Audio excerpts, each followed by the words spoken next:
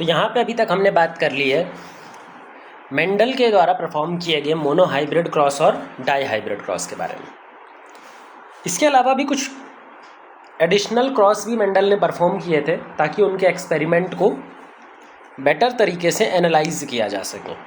ठीक है, तो कुछ स्पेशल क्रॉस हैं जो मेंडल ने परफॉर्म किए थे ताकि उनके एक्सपेरिमेंट्स को वेरीफाई किया जा सके। तो इसको हम पढ़ते हैं स्पेशल क्रॉसेस में।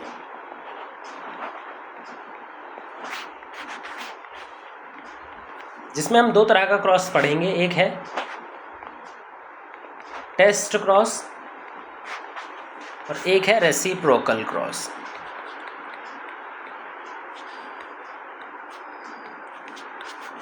ठीक है, एक टेस्ट क्रॉस और एक रेसिप्रोकल क्रॉस, दोनों का अपना अपना इंपॉर्टेंस है और अपनी अपनी चीज़ें ये बताते हैं। पहले तो देखते हैं टेस्ट क्रॉस, ये बहुत ही ज़्यादा इंपॉर्टेंट है। टेस्ट का मतलब होता है किसी चीज़ को चेक करना। तो यहाँ पे भी हम किसी चीज़ को चेक करेंगे या फिर वेरीफाई करेंगे। अब कैसे वेरीफाई करेंगे हम वो समझते हैं।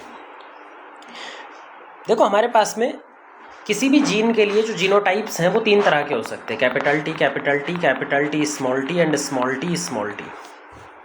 इसके अंदर में से जो रिसेसिव होमोजाइगस जीनोटाइप है वो अपना एक्सप्रेशन होमोजाइगस स्टेट में ही दिखाता है। तो अगर हमारे पास में मान लो ये ड्वार्फ फिनोटाइप है, ये वाला फिनोटाइप है, तो हमें पता है कि जो जीनोटाइप होगा वो किस तरह का होगा, स्मॉल टी स्मॉल टी। पर अगर मान लो किसी इंडिविजुअल का फिनोटाइप कैसा है, टॉल, वो देखने में टॉल है, फिनोटाइप उसका एक्सप्रेशन कैसा है, टॉल।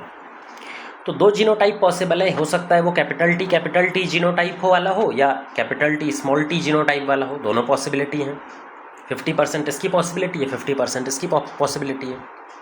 अब इसको कैसे वेरीफाई किया जाता है, यही चीज़ वेरीफाई करने के लिए आते हैं टेस्ट क्रॉस, जिसमें हम क्या वेरीफाई करते हैं, किसी भी डोमिनेंट फिनोटाइप वाले का, जिसका फिनोटाइप कैसा हो, डोमिनेंट फिनोटाइप हो।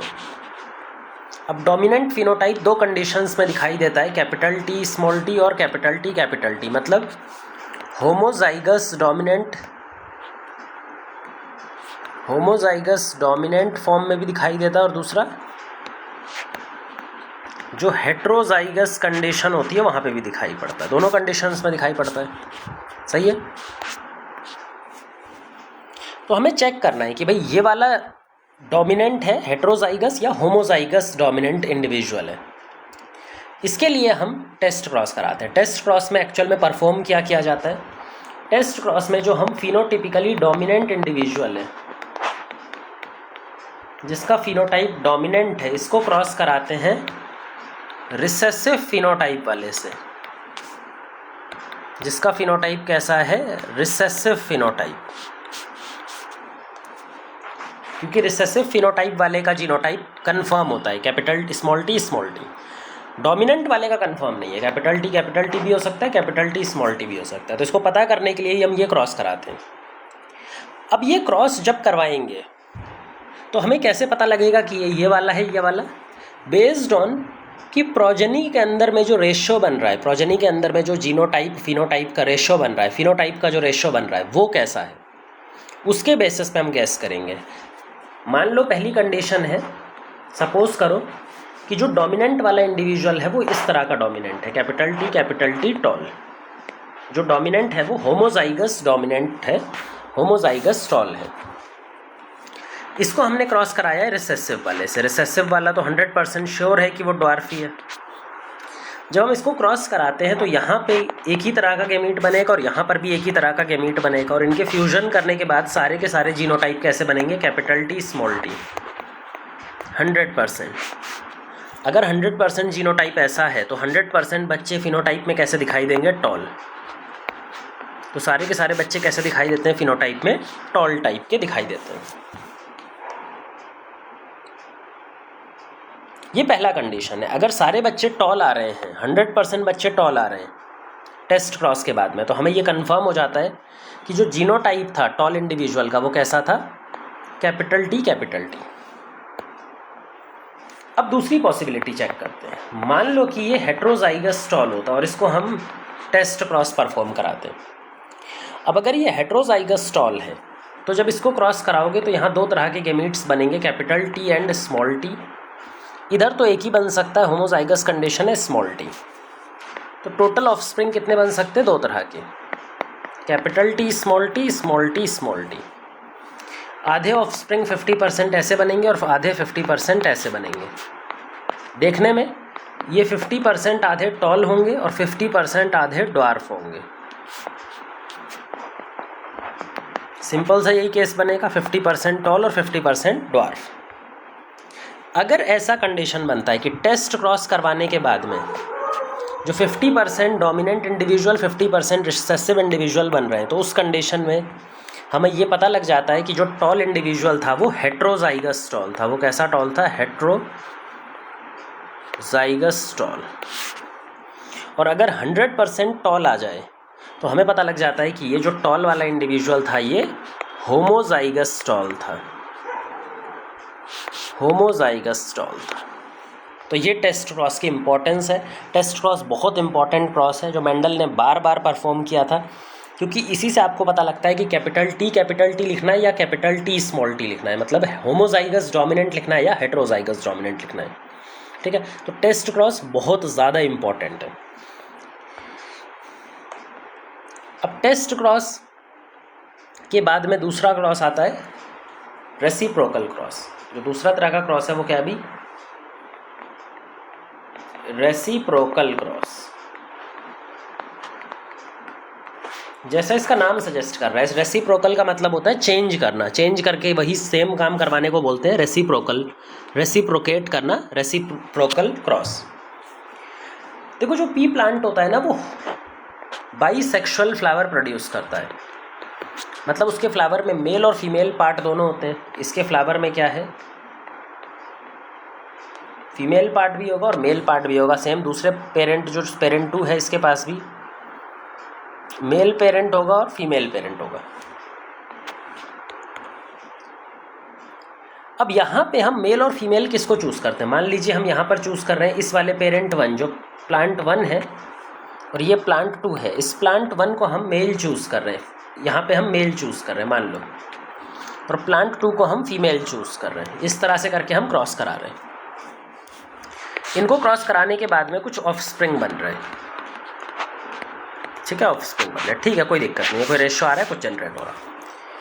पर हमें ये भी तो देखना पड़ेगा ना कि भाई अगर हम इनका जेंडर चेंज कर दें, क्योंकि ये बाइसेक्सुअल है, जेंडर चेंज करना बहुत पॉसिबल है। मान लो कि अब की बार हम P1 प्लांट, जो हमारा P1 प्लांट है उसको फीमेल की तरह यूज़ कर रहे हैं और P2 प्लांट को मेल की तरह यूज़ कर रहे हैं। अब की बार फिर से ऑफस्प्रिंग डेवलप कर रहे हैं, इनको क्रॉस करा के इनके बच्चे बना रहे हैं, इनके ऑफस्प्रिंग डेवलप करा रहे हैं, फिर से रेशो देख रहे हैं।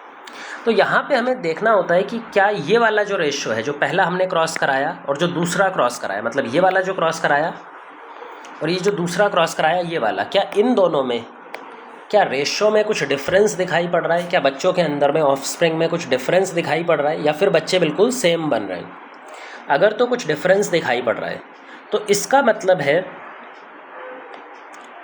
कि रेसिप्रोकल क्रॉस में हमें रेशो अलग अलग मिला है। लेकिन अगर हमारे पास में डिफरेंस नहीं दिखाई पड़ रहा, मतलब मेल और फीमेल में वो सेम एक्सप्रेस करता है, ठीक है।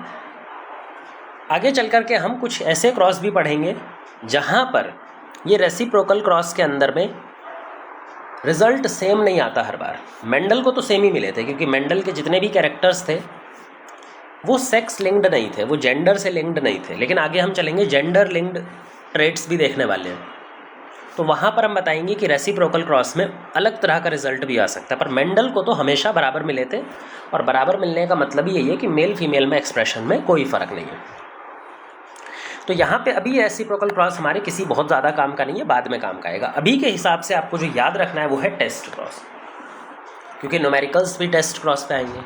टेस्ट क्रॉस को समझना भी अच्छा है, थोड़ा सा इंपॉर्टेंट होता है, डिफ़िकल्ट है टेस्ट क्रॉस, ठीक है। इसके न्यूमेरिकल्स भी ठीक ठाक बनते हैं। अब टेस्ट क्रॉस में रेशो क्या बनता है भाई? जब टेस्ट क्रॉस हम बोल रहे हैं तो इसका मतलब है capital T small T into small T small T. ये तो होमोजाइगस ही रहेगा, ये वाला डोमिनेंट रहता है, और बाय डिफ़ॉल्ट मान के चलते हैं कि ये हेट्रोजाइगस डोमिनेंट है। यहाँ पे रेशियो क्या आएगा, ये मोनोहाइब्रिड है, एक ही जीन है और मोनोहाइब्रिड टेस्ट क्रॉस है। भाई मोनोहाइब्रिड टेस्ट क्रॉस हो सकता है, डाईहाइब्रिड टेस्ट क्रॉस हो सकता है, ट्राईहाइब्रिड टेस्ट क्रॉस भी हो सकता है। टेस्ट क्रॉस आप किसी का भी परफॉर्म करा सकते हैं। यहाँ पे हम मोनोहाइब्रिड टेस्ट क्रॉस परफॉर्म करा रहे हैं। जब मोनोहाइब्रिड टेस्ट क्रॉस परफॉर्म कराते हैं तो ये 2 गैमीट्स का प्रोडक्शन करता है, जबकि ये सिंगल गैमीट का प्रोडक्शन करता है। जब दोनों फ्यूज़ होते हैं तो 50-50% चांस होते हैं, इसके बनने की भी 50% चांस है और इसके बनने के भी 50% चांस है। मतलब ये भी 50% प्रोबेबिलिटी से बनेगा और ये भी 50% प्रोबेबिलिटी से ही बनेगा। और रेशियो क्या आएगा दोनों का, इन दोनों बच्चों का अगर बोलें तो 1:1। तो टेस्ट क्रॉस का क्लासिकल रेशियो या फिर उसका कैरेक्टरिस्टिक रेशियो होता है 1:1। अच्छा, डाईहाइब्रिड टेस्ट क्रॉस करने जाएं तब, डाईहाइब्रिड मतलब ये दोनों हेट्रोजाइगस हैं और इसको हम एक होमोजाइगस कंप्लीट रिसेसिव के साथ में क्रॉस करा दें। तो जब आप इसके साथ में क्रॉस कराओगे तो जो रेशियो मिलेगा टेस्ट क्रॉस रेशियो वो 1:1:1:1:1। 4 फिनोटाइप आएंगे और चारों 1:1:1:1 रेशियो में आएंगे। क्योंकि फिनोटाइप का नंबर तो आपको पता ही है, यहाँ पर 2 फिनोटाइप आते हैं, यहाँ पे 4 फिनोटाइप आते हैं। अच्छा, ट्राई हाइब्रिड होगा तो फिनोटाइप का नंबर क्या हो जाएगा, मान लो ट्राई हाइब्रिड टेस्ट क्रॉस करा रहे हैं, ट्राई हाइब्रिड टेस्ट क्रॉस करा रहे हैं, तो वहाँ पे जो जीनोट फिनोटाइप का नंबर है वो हो जाएगा 8 और रेशियो क्या रहेगा, रेशियो सेम रहेगा 1:1:1:1:1:1:1:1 1 2 3 4 5 6 7:1 हमेशा यही रहता है। टेस्ट क्रॉस में हमेशा रेशियो 1 से ही मूव करता है, 1:1:1:1:1 जितनी बार भी रहेगा वो 1:1:1:1 ही आता रहेगा। तो ये चीज़ें आपको ध्यान रखनी है और टेस्ट क्रॉस के न्यूमेरिकल्स बनते हैं। जैसे 1-2 न्यूमेरिकल्स मैं करवा ही देता हूँ। डाईहाइब्रिड मोनोहाइब्रिड के न्यूमेरिकल्स हो जाते हैं तो इसके भी न्यूमेरिकल्स हो जाएंगे, जनरली प्रॉब्लम नहीं आती। मान लो हमारे पास में मोनोहाइब्रिड टेस्ट क्रॉस करा रहे हैं, कोई मोनोहाइब्रिड टेस्ट क्रॉस हो रहा है, उसके अंदर टोटल हमारे 100 बच्चे पैदा हुए हैं।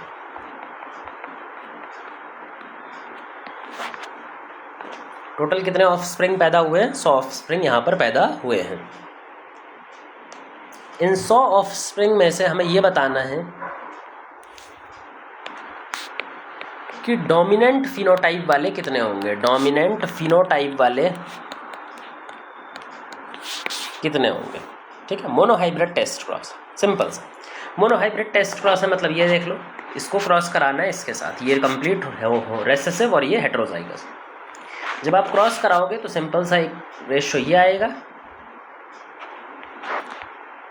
या सबसे सिंपल होता है पुनेट स्क्वायर ही बना लो।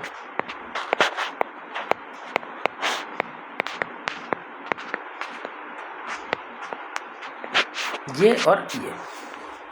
अब यहाँ पर देखो टोटल डोमिनेंट फिनोटाइप वाले कितने दिखाई देंगे, टोटल डोमिनेंट फिनोटाइप वाले हमारे 2 दिखाई दे रहे हैं, कितने में से, 4 में से, मतलब 2/4 रेशियो जो है वो डोमिनेंट फिनोटाइप वालों का है। 2/4 को हम हाफ रेशियो भी लिख सकते हैं, हाफ रेशियो हमेशा बच्चों का क्या आता है, डोमिनेंट फिनोटाइप। टोटल बच्चे कितने हैं, 100, और इसमें से आधे कितने कैसे होने चाहिए, डोमिनेंट फिनोटाइप वाले। मतलब 100 में से अगर हम हाफ को डिवाइड कर दें तो 50 बच्चे क्या आ जाएंगे, डोमिनेंट फिनोटाइप वाले। तो वो क्या आ जाएंगे, डोमिनेंट फिनोटाइप वाले। सिंपल से। एक डाईहाइब्रिड टेस्ट का भी क्वेश्चन देख लेते हैं।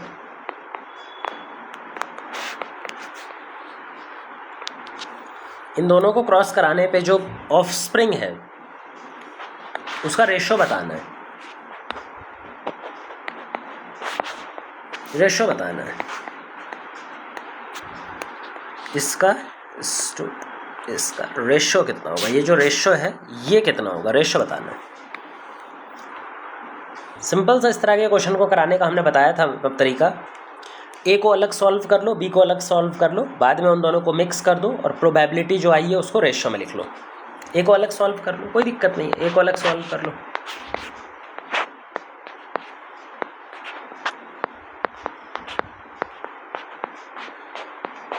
बी को अलग सॉल्व कर लो।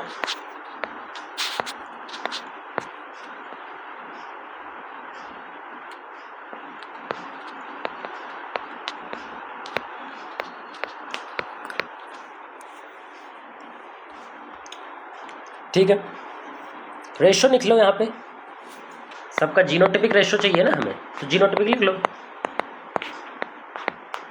1:2:1 सिंपल। यहाँ पे भी लिख लो BB 1:2:1 सिंपल। अब तुम्हें जो रेशो चाहिए वो देखो ध्यान से, यहाँ पर ये दोनों रेशो चाहिए, मतलब इस वाले के साथ किसका रेशो, इसका, तो रेशो कितना आ जाएगा 4, तो यहाँ पर लिख दो 4 सिंपल।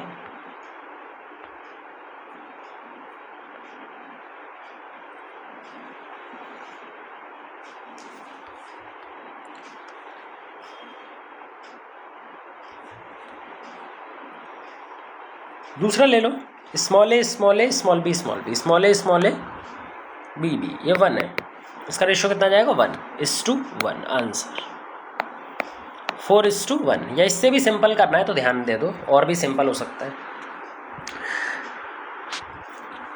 जब हम इन दोनों को क्रॉस कराते हैं, इसको क्रॉस कराते हैं और इसको क्रॉस कराते हैं, तो ये आने की प्रोबेबिलिटी कितनी है, ये आने की प्रोबेबिलिटी कितनी है भाई, ये आने की प्रोबेबिलिटी है हाफ, और जब हम इसको क्रॉस कराते हैं capital B small B small B small B, तो इस कैपिटल बी स्मॉल बी आने की प्रोबेबिलिटी कितनी है हाफ, तो इसकी प्रोबेबिलिटी खुद कितनी हो गई 1/4। इसको मल्टीप्लाई करना है 1/4 multiplied by 1/4 is equal to 1/16, तो जो रेशो आएगा वो 1/4:1/16। जब इसको काटोगे तो ये 4:1 इस तरह से भी लिख सकते हो, तो ये भी तरीका है, इस तरह से क्वेश्चन बनते हैं, तो ये भी सॉल्व करके जाना चाहिए। तो यहाँ पे हमने टेस्ट क्रॉस की बात कर ली है। अब आगे चलेंगे हम, जो मेंडल के बाद काम किया गया, ये तो मेंडल का काम हो गया सारा खत्म, monohybrid cross, dihybrid cross, dihybrid से क्या क्या लॉज बनाए हैं, मोनोहाइब्रिड से क्या लॉ बनाए हैं। अब मेंडल के वर्क के बाद हुआ क्या भाई, उनका वर्क तो चला नहीं, लोगों ने उनके वर्क को अप्रिसिएशन दिया बट एक्सेप्ट नहीं किया, बहुत ज़्यादा एक्सेप्ट नहीं किया, बस ये एक जर्नल थ्योरी की तरह मिल गया, बहुत ज़्यादा एक्सेप्टेंस इनको नहीं मिला।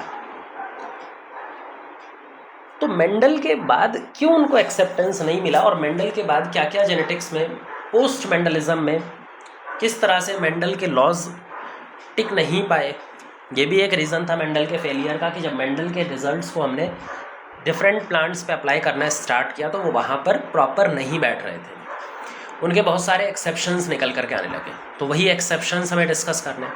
ठीक है, तो उसमें से हम 2 एक्सेप्शन डिस्कस करने वाले हैं, इनकम्प्लीट डोमिनेंस एंड कोडोमिनेंस, है ना, इनकम्प्लीट डोमिनेंस एंड कोडोमिनेंस, फिर multiple allelism, pleiotropy, polygenic inheritance, ये सारे भी उनके लिंकेज एक्सेप्शंस की तरह चलते जाएंगे। फिर हम बाद में जाकर के कनेक्ट कर पाएंगे कि भाई क्रोमोसोमल थ्योरी ऑफ इनहेरिटेंस में हम कनेक्ट करते हैं कि अच्छा चलो ये मेंडल की प्रॉब्लम्स नहीं थी, मेंडल को एक्चुअल में जो बेसिक चीज़ थी वो नहीं पता थी, क्रोमोसोम की, जीन होते कहाँ पे। अगर मेंडल को ये पता होता कि जीन क्रोमोसोम पर लोकेट होते तो उनको कोई भी रिजल्ट में प्रॉब्लम आती ही नहीं। जो बेसिक प्रॉब्लम क्या थी वो सॉल्व करेगी क्रोमोसोमल थ्योरी ऑफ इनहेरिटेंस, जिसने फाइनली यही बता दिया कि भाई जीन क्रोमोसोम पर होते हैं, तो फिर वहाँ से ये चीज़ें ठीक हो जाती हैं, फिर वहाँ से मेंडलिज्म ठीक हो जाता है, वहाँ से फिर मानने लगते हैं। 1900 के बाद हम मेंडलिज्म को वापस से एक्सेप्ट कर लेते हैं इसलिए साइंटिस्ट।